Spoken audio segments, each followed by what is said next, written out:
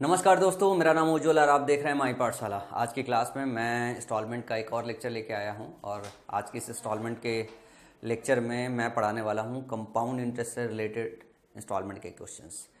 ये क्वेश्चंस बहुत ही ज़्यादा आसान होते हैं अगर आप इनकी बेसिक्स एक बार सीख जाओ तो। बेसिक्स अगर नहीं सीखोगे तो क्वेश्चंस जल्दी सॉल्व नहीं होते हैं और बहुत ज़्यादा इंस्टॉलमेंट के क्वेश्चन में कन्फ्यूजन बने रहते हैं। और कंपाउंड इंटरेस्ट के इंस्टॉलमेंट के क्वेश्चन एक बार आप समझ गए ना तो आपके लिए बहुत ही ज़्यादा आसान हो जाते हैं।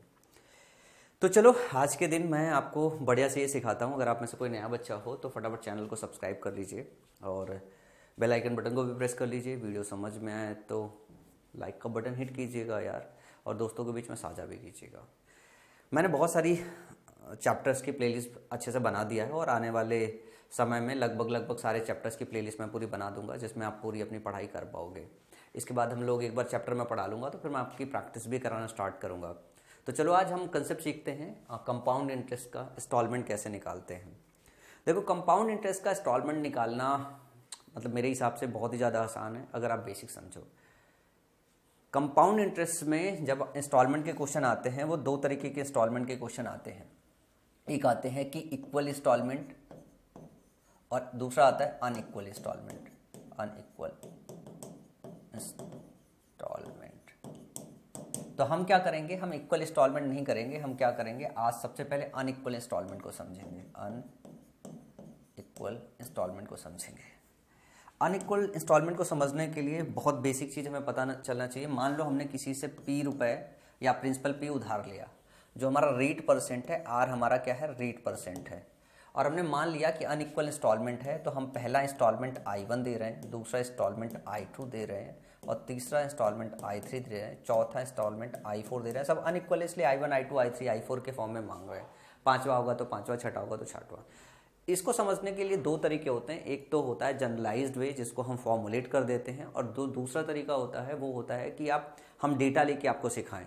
तो 2 साल तक का तो जनरलाइज वे से सीखना, उसका फॉर्मूला याद रखना बहुत इंपॉर्टेंट है। 2 से ज़्यादा किस्तों के लिए हमको नंबर्स के फॉर्म में समझना रहता है, एग्जाम्पल के फॉर्म में। तो सबसे पहले मैं 2 सालों का सिखाऊंगा आपको कैसे, 2 से 3 सालों का समझाऊंगा आपको जनरलाइज फॉर्म में, और फिर उसके बाद मैं आपको सिखाऊंगा कि अगर 2 से ज़्यादा किस्तों का डिस्कशन कर रहा हो और अनइक्वल किस्तें हों तो हम कैसे नंबर के बेसिस पे एग्जाम्पल से उसे समझ सकते हैं।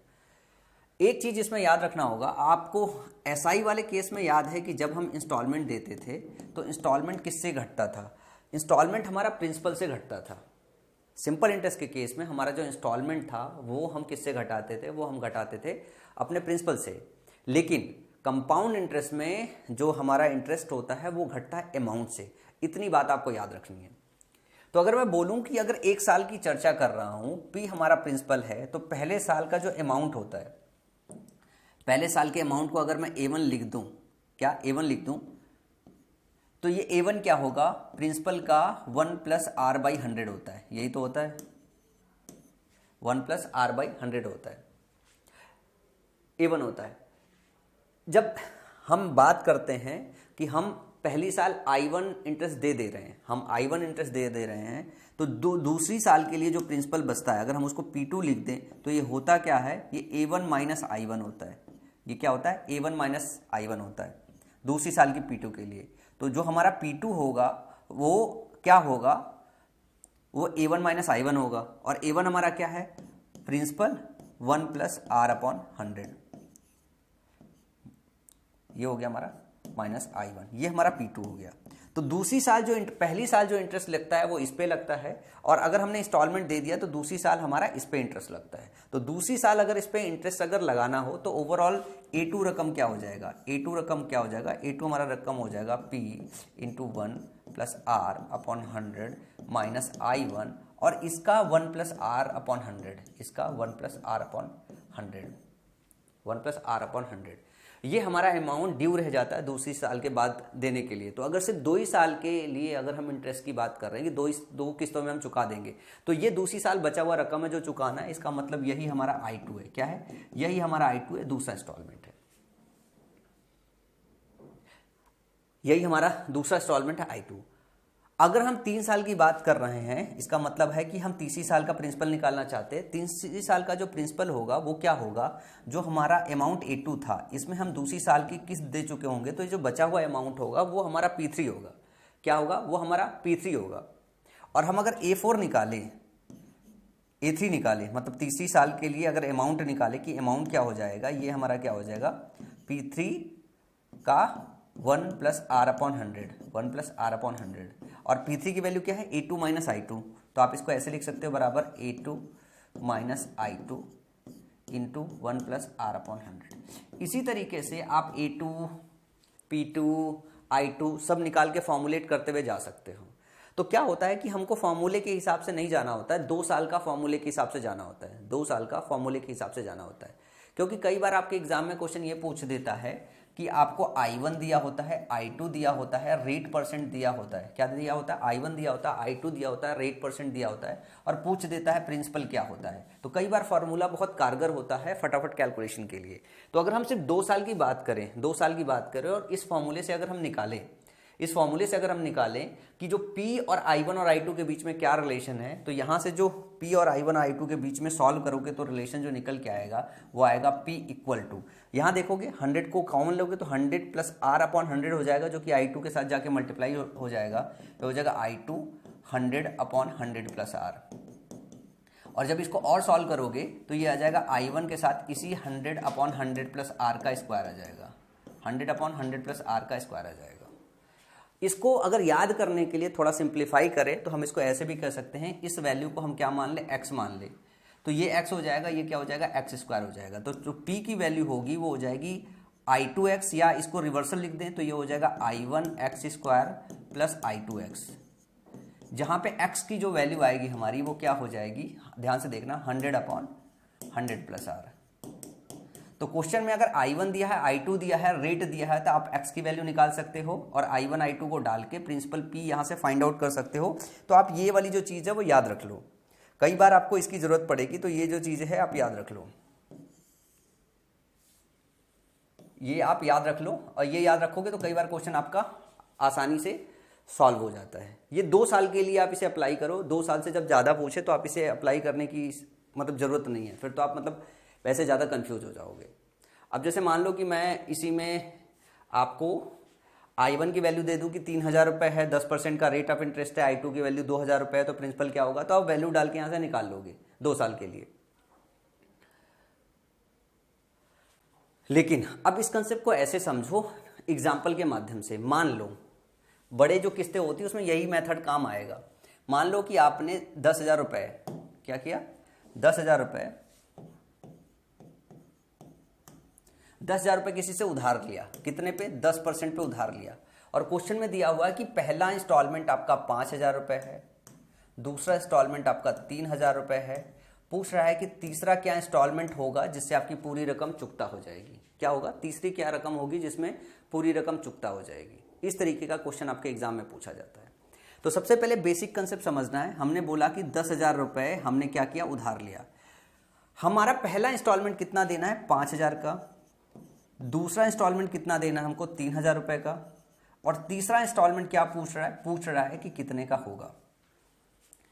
तो आपको एक बात पता है कि अगर 10% रेट ऑफ इंटरेस्ट है तो पहली साल में क्या होगा, ये अपने का 11/10 का मतलब हो गया 1/10, ये अपने का 11/10 के फैक्टर से चेंज हो जाएगा। जब 11/10 के फैक्टर से चेंज होगा तो ये वैल्यू कितनी हो जाएगी, 11,000 रुपये हो जाएगी पहले साल के अंत में। ये आपका अमाउंट हो जाएगा, अगर आपने 5,000 की इंस्टॉलमेंट दे दी है, अगर आपने 5,000 की इंस्टॉलमेंट दे दी है तो बचा हुआ रकम कितना है, 6,000 रुपये का रकम है। ये 6,000 का रकम अगली साल के लिए प्रिंसिपल के फॉर्म में काम आएगा, और इस रकम पे फिर से 11/10 फैक्टर से ये चेंज होगा। जब 11/10 के फैक्टर से चेंज होगा तो वैल्यू कितनी हो जाएगी, ये 6600 की वैल्यू हो जाएगी। और 6600 में अगर दूसरी साल आपने 3,000 फिर से दे दिया तो जो बचा हुआ रकम होगा 3600, सिर्फ इसी पे इंटरेस्ट चार्ज होगा। भाई 3,000 तो आपने दे दिया तो 3,000 पे जो है वो चार्ज नहीं होगा। ये अमाउंट आया है टोटल। तो ध्यान से देखिएगा कि पहली बार के लिए A1 अमाउंट है, ये A2 अमाउंट है दूसरी साल के लिए, ये आपका I1 है और ये आपका I2 है। अब 3600 रुपये बचे हुए जो प्रिंसिपल है, जो 3600 रुपये बचा हुआ है, इस 3600 रुपये में वापस 11/10 के फैक्टर से चेंज होगा, और ये 3600 रुपये जब चेंज होके आएगा तो कितना हो जाएगा, 6 6 3 9 और 3 3,960 रुपये ये आपका जो है अमाउंट आएगा, ये अमाउंट आएगा। और अगर तीन ही किस्त देना है, अगर तीन ही किस्त देना है तो 3,960 रुपये अगर दे दोगे तो तीसरी किस्त खत्म हो जाएगी। तो अगर मैं 3 साल की बात करूं तो 3,960 रुपये दे के खत्म हो जाएगा। लेकिन मान लो अगर क्वेश्चन में ये बोल दिया गया कि पहली साल ऐसा हुआ कि आपने 5,000 दिया, दूसरी साल 3,000 दिया, तीसरी साल सिर्फ आपने 2,000 रुपये दिया है। क्या दिया है, तीसरी साल सिर्फ 2,000 दिया है, और चौथी बार की भी किस्त बन गई है। तो चौथी बार की किस्त क्या होगी, तो यहाँ पे आपने क्या काम किया है, यहाँ पे आपने 2,000 रुपये उसे और दे दिया है। तो बचा हुआ कितना पैसा हो गया, 60 और 19 1960 रुपये अभी बचा रह गया है, जो वापस 11/10 के फैक्टर से अगली साल चेंज होगा। और काटोगे तो फिर हो जाएगा 6 9 6 15 और 9 1 10 1 11 और 1 1 2 2156 रुपीज़ होगा। और चौथा इंस्टॉलमेंट आपको कितना देना पड़ेगा, 2156 रुपये जो है आपको देना पड़ेगा, 2156 रुपये आपको देना पड़ेगा। तो दो तरीके से आपके एग्जाम में क्वेश्चन पूछा जाता है। एक बार तो ये दे दिया जाता है कि प्रिंसिपल दिया हुआ है, रेट ऑफ इंटरेस्ट दिया हुआ है, 2-3 किस्तें दे दी है और आखिरी किस्त पूछी है, एक तो ये हो जाता है। दूसरे तरीके का क्वेश्चन ऐसा हो जाता है कि आपको दिया होता है आखिरी किस्त भी 2156, मतलब एक क्वेश्चन ऐसा बनता है, बता दिया जाता है कि आपको 5,000 की, 3,000 की, 2,000 की और जो बचा हुआ 2156 की, 2156 की 4 किस्तें दे दी है और रेट % दे दिया है, और पूछा जाता है प्रिंसिपल क्या होगा। इसके लिए आपको रिवर्स कैलकुलेशन करना पड़ता है। जैसे आप सीधे से उधर गए हो वैसे ही आपको उधर से इधर आना होता है। कैसे आना होता है, इसमें बस एक बात बस आपको ध्यान रखनी होती है। जैसे 2156 दिया हुआ है तो 2156 देने का मतलब क्या हो गया, ये लास्ट किस्त है, इसका मतलब है वो किसी अमाउंट का 11/10 से चेंज हुआ होगा, किसी अमाउंट का 11/10 से चेंज हुआ होगा। वो कौन सा अमाउंट है वो निकाल लोगे आप, 1960 होगा। अब आपको पता है इंस्टॉलमेंट 2,000 रुपये है, तो इनको क्या करोगे, जोड़ दोगे, इन दोनों को जोड़ोगे तो 3960 आ जाएगा।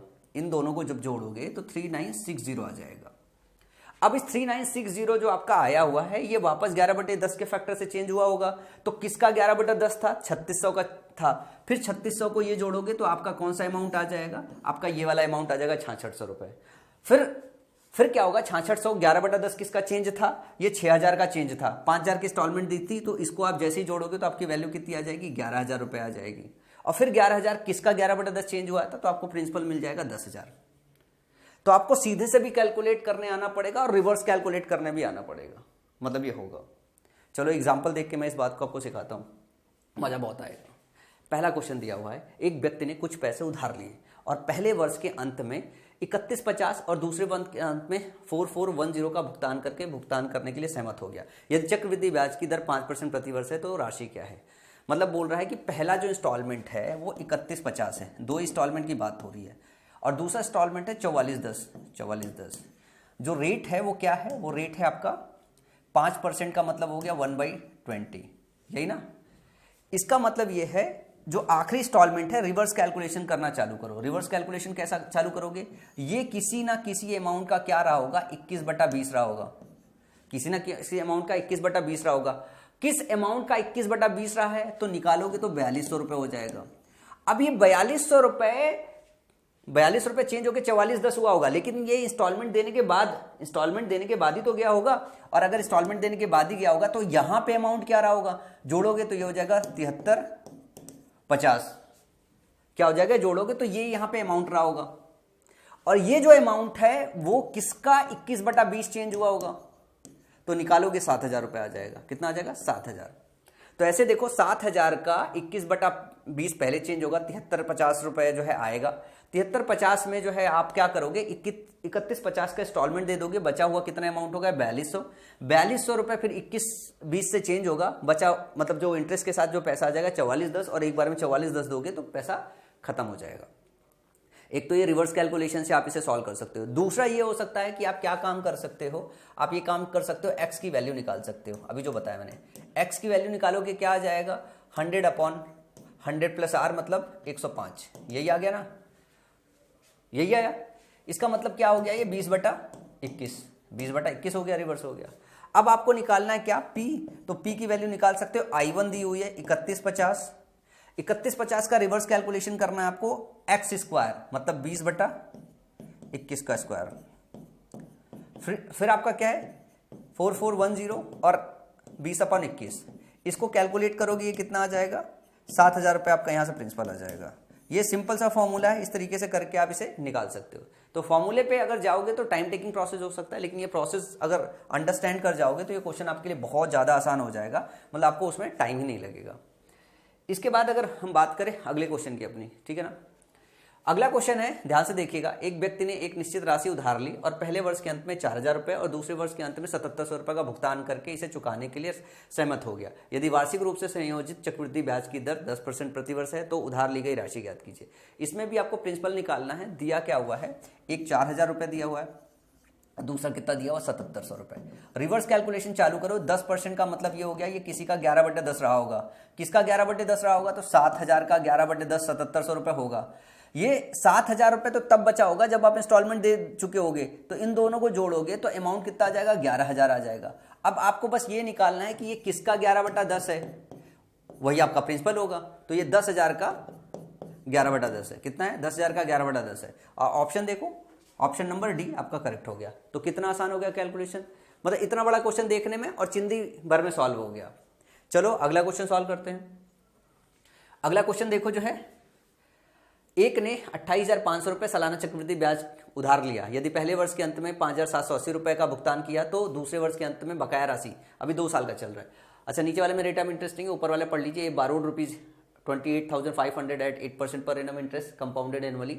If ₹5780 was paid at the end of the first year, then the outstanding amount at the end of the second year is। इस क्वेश्चन को ध्यान से देखोगे तो इसमें क्या हो रहा है कि प्रिंसिपल आपका दे दिया है 28,500 दे दिया है। अब बोला क्या है कि पहली साल जो इंटरेस्ट दे रहे हो 5,780 रुपए दे रहे हो। पूछ रहा है कि दूसरी साल के अंत में जो है आपको कितना देना पड़ेगा, दूसरी साल के अंत में, जिससे रकम पूरी चुकता हो जाए। तो सबसे पहले तो 8% का मतलब क्या हो गया 27/25, कितना हो गया 2/25 होगा। बेसिकली रेट जो है 2/25 होगा। ये किस रेट से चेंज होगा, 27/25 के रेट से चेंज होगा। 27/25 के रेट में चेंज होगा तो अमाउंट क्या हो जाएगा, 25 से काट लो, 25 से कम 25, ठीक है ना। फिर 25 से कम 25, 25 से का 100। अब 27 से गुणा कर लो, ये 0 हो गया। अब 27 का किसी को पढ़ा याद नहीं होगा तो 27 का गुणा 2 करोगे कितना हो जाएगा 54, और 54 को फिर से 2 करोगे 108। इसका मतलब ये 8 हो जाएगा, हासिल आ गया 10। 27 से कम 27, 10 37, और 27 से कम 27 30। 30,780 रुपये हो जाएगा जो आपका यहाँ पे अमाउंट आ जाएगा। 30,780 रुपये आपका अमाउंट आ जाएगा। अब ये इंस्टॉलमेंट दे चुके हो तो कितने पे इंटरेस्ट चार्ज होगा, इसको घटा दो। जैसे इसको घटाओगे 0 से 0 घट गया, 8 से 8 घट गया, 7 से 60 गया, ये हो गया 25। फिर आपको क्या करना पड़ेगा, इसका 27/25 निकालना पड़ेगा। इसका 27/25 निकालोगे, वही बचा हुआ अमाउंट है जो दूसरे इंस्टॉलमेंट में पे करोगे, काम हो जाएगा। तो 25 से काटोगे, यहाँ पे कितना आ जाएगा 27,000 आ जाएगा। तो अगर सिर्फ 2 इंस्टॉलमेंट पे करना है तो दूसरी साल के बाद आपको पूरा पैसा पे करना पड़ेगा। इसका मतलब है कि दूसरी इंस्टॉलमेंट आपको कितनी की देनी पड़ेगी, 27,000 की देनी पड़ेगी, और ऑप्शन ए आपका करेक्ट होगा। पिछले 2 क्वेश्चन में प्रिंसिपल पूछा था, इस क्वेश्चन में दूसरा इंस्टॉलमेंट पूछा है। चलो इस क्वेश्चन के और वेरिएशन समझते हैं। एक व्यक्ति ने 30,800 रुपए की राशि 3 वर्ष के लिए, 2 के बाद हम तीसरे वर्ष में चल रहे हैं, 10% प्रति वर्ष की दर से उधार ली। ब्याज वार्षिक रूप से संयोजित किया गया। 2 वर्ष के अंत में उसने 13,268 रुपए की राशि का भुगतान किया। तीसरे वर्ष के अंत में उसने ऋण चुकाने के लिए x रुपए का भुगतान किया। x का मान ज्ञात कीजिए।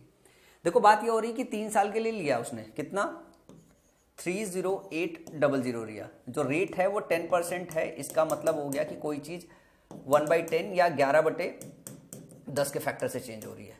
तो बोल रहा है कि पहली साल उसने इंटरेस्ट नहीं दिया है, 2 साल के बाद इंटरेस्ट दिया है। तो पहली बार जो है पहली साल में कोई 11/10 के फैक्टर से चेंज होगा, और जब कंपाउंड चेंज होता है तो दूसरी बार भी 11/10 के फैक्टर से चेंज होगा। मतलब कोई चीज क्या हुई होगी, 121/100 के फैक्टर से चेंज हुई होगी। तो इतनी राशि थी, तो उसने क्या काम किया कि 121/100 के फैक्टर से चेंज हो गई।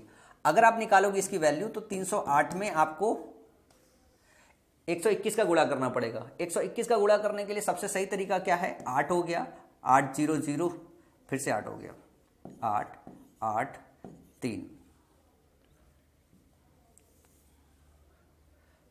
30800। 121 का गुणा कर रहे हैं तो 2 बार 11 का गुणा कर सकते हैं, 11 88, 11 00 11 33। 3308 हो गया, और फिर से 11 का गुणा करेंगे इसमें तो 8 हो गया, 808 हो गया, 033 हो गया, और 336 हो गया, फिर 3 हो गया, 36388 हो जाएगा 36,388। कितना हो जाएगा? 36,388 रुपए का क्या होगा, 2 साल के बाद अमाउंट हो जाएगा। अब इसमें से आप क्या काम कर रहे हो, 13,268 रुपए का इंटरेस्ट आप मतलब ये इंस्टॉलमेंट पे कर दे रहे हो। तो बचा हुआ अमाउंट कितना है, ये हो गया 8 में से 8 गया 0, 3688, ठीक है। 8 में से 6 गया 2, और 3 में से 2 गया 1, और 23,120 रुपये, 23,120 रुपये जो है ये अमाउंट आपका बचा हुआ है, जिस पे फिर से इंटरेस्ट चार्ज होगा, और फिर से इंटरेस्ट चार्ज कितना होगा, 11/10 का। 23,120 पे फिर से 11/10 का इंटरेस्ट चार्ज होगा, ये कट जाएगा। तो एक्चुअली जो आपके पास अमाउंट सम अप होके आएगा वो कितना हो जाएगा, ये 6, 8, 13,268। ये कुछ गड़बड़ हुआ है, मेरे को लगता है गुणा करने में कुछ ना कुछ गड़बड़ हुआ होगा। ये एक्चुअली यहाँ पे 0 और आ रहा होगा। एक बार रिवर्स कैलकुलेशन कर लेते हैं, दोबारा से कैलकुलेशन कर लेते हैं। हाँ, 30, ये दोबारा कैलकुलेशन कर लेते हैं क्योंकि ऑप्शन के हिसाब से कुछ कैलकुलेशन में एरर हो रहा है। तो ये 2 साल में 121/100 से चेंज हो जाएगा। ये 2 0 कट गया। 308 में 121 का गुणा करोगे, मतलब 11 × 11 करोगे, 11 × 88, 11 0 0 और 8, और 11 3 33। फिर से 11 से गुणा करोगे तो 11 8 88। अच्छा, यहाँ पे एक 8 मिस रह गया था, तभी गड़बड़ हो गया था। और 11 8 88, 88 और 8 96, और 11 3 33, और 33 9 42, 11 3 33 4 37, 37,268। ये आपका अमाउंट हो जाएगा 37,268। और इसमें माइनस कितना करना है आपको, इसमें माइनस करना है 13,000। ये इंस्टॉलमेंट गया था, तो आपके पास बचा हुआ कितना, 3 0 हो गया। 37 में 13 का मतलब हो गया, 7 में 3 गया 4, और ये हो गया 24,000 का। फिर से आपको क्या करना पड़ेगा, 11/10 निकालना पड़ेगा। ये आखिरी इंस्टॉलमेंट आपको पे करना पड़ेगा। तो 11 चौक 44, 11 दूनी 22, 11 दूनी 22, 4 26, 26400। तो 26,400 रुपये का इंस्टॉलमेंट पे करना पड़ेगा। ऑप्शन नंबर सी इसका करेक्ट हो जाएगा। कैलकुलेशन थोड़ा सा ध्यान से कीजिएगा, कैलकुलेशन गड़बड़ होगा तो एग्जाम में भी टाइम लग जाएगा जब डेटा नहीं मिलता है। तो अगला क्वेश्चन देखो, एक व्यक्ति ने 3 वर्षों के लिए 10% प्रति वर्ष की दर से एक निश्चित राशि उधार ली। ब्याज वार्षिक रूप से संयोजित किया जा रहा था। 2 साल के अंत में उन्होंने 6634 रुपए की राशि चुकाई, और तीसरे वर्ष के अंत में उन्होंने 13,200 रुपए की भुगतान करके ऋण चुका दिया। उसके द्वारा उधार ली गई राशि क्या है। अब देखो, इसको ध्यान से देखोगे तो हो क्या रहा है, ये रिवर्स, मतलब अभी अपने इंस्टॉलमेंट निकाला, अब अपने को प्रिंसिपल निकालना है। तो 2 साल के अंत में उसने 6334 जो है उसने क्या किया, इंस्टॉलमेंट दिया, और आखिरी साल 132,000 दिया है। आपको पता है कि यहाँ पे सर्टेन अमाउंट रहा होगा, इस इंस्टॉलमेंट को चुका देने के बाद जो बचा हुआ राशि रहा होगा, इस इंस्टॉलमेंट को चुका देने के बाद बचा हुआ राशि रहा होगा, इसको नीचे लिख लेते हैं, जिसका 11/10 ये वैल्यू होगा, जिसका 11/10 ये वैल्यू होगा। तो जैसे काटोगे तो 11 × 11 हो गया, 11 कम 11, 11 दूनी 22 हो गया। तो 12,000 रुपए की राशि यहाँ पे रही होगी। कितनी रही होगी, 12,000 रुपए की राशि रही होगी, जिसका 11/10 ये हो रहा होगा, जो आखिरी इंस्टॉलमेंट पे किया गया होगा। मतलब इसके पहले यहाँ पे अमाउंट क्या रहा होगा, इन दोनों को जोड़ दे तो 12 6 18,634 रुपये, 12 6 18,634 रुपये, 18,634 रुपये यहाँ पे अमाउंट रहा होगा। और ये क्या होगा, ये प्रिंसिपल का 2 साल का इंटरेस्ट रहा होगा। मतलब 2 साल में इतना अमाउंट बना होगा, क्योंकि पहली साल कोई इंस्टॉलमेंट दिया नहीं गया, डायरेक्टली 2 साल के बाद इंस्टॉलमेंट दिया गया है। मतलब 121/100 के फैक्टर से प्रिंसिपल जो चेंज होके 18,634 आया होगा। तो आपको क्या काम करना पड़ेगा, 18,634 डिवाइड बाई 121 मल्टीप्लाइड बाई 100 करना पड़ेगा, और आपका फिर यहाँ पे वैल्यू आ जाएगा। और इसको काटोगे तो 15,400 वैल्यू आ जाएगा, इसको काटोगे तो 154 आएगा। ठीक है, तो जो करेक्ट ऑप्शन होगा वो करेक्ट ऑप्शन बी होगा। ये सॉल्व कर लीजिएगा, यहाँ से आने से पहले एक बार सॉल्व किया था तो मेरे को इसका डेटा याद रह गया था। इसके बाद अगला क्वेश्चन है, राजेश ने एक टेलीविजन खरीदा। ठीक है ना, राजेश ने एक टेलीविजन खरीदा जिसकी कीमत 13,240 रुपये है। जिसकी कीमत इस शर्त पर है कि उसे कुछ नगद डाउन पेमेंट का भुगतान करना है। इसके बाद पहले वर्ष के अंत में 2794 रुपये, दूसरे वर्ष के अंत में 6292 और तीसरे वर्ष के अंत में 1331 रुपये का भुगतान करना होगा। ब्याज 10% प्रति वर्ष की दर से लिया जाता है। नगद डाउन पेमेंट की गणना करिए। ये भी क्वेश्चन बिल्कुल वैसे ही हूबहू आसान है। 3 साल का केस है। 3 साल के केस में अपन यहाँ पे चलते हैं। 1331 लास्ट डाउन पेमेंट था। इसके पहले 6292 था और इसके पहले 2794 है। ये थोड़ा ऐसा जगह बनाने की कोशिश की ताकि कैलकुलेशन कर पाओ। ये जो रहा होगा वो किसी अमाउंट का कितना रहा होगा, 11/10 रहा होगा, क्योंकि रेट ऑफ इंटरेस्ट 10% है। किसका होगा, 11 से काट लो, 11 कम 11, 11 दूनी 20, मतलब ये हो गया 1210 रुपए का। 1331 ही है ना, ज़्यादा तो नहीं है, 1331 ही है। तो ये 1210 का 1331 रहा होगा।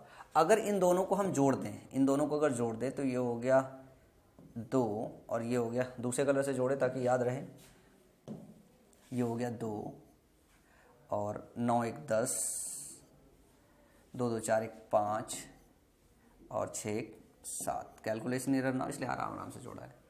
तो 7510 रुपये, 7510 रुपये किसी का कितना रहा होगा, ये भी किसी का 11/10 रहा होगा, 11/10 रहा होगा।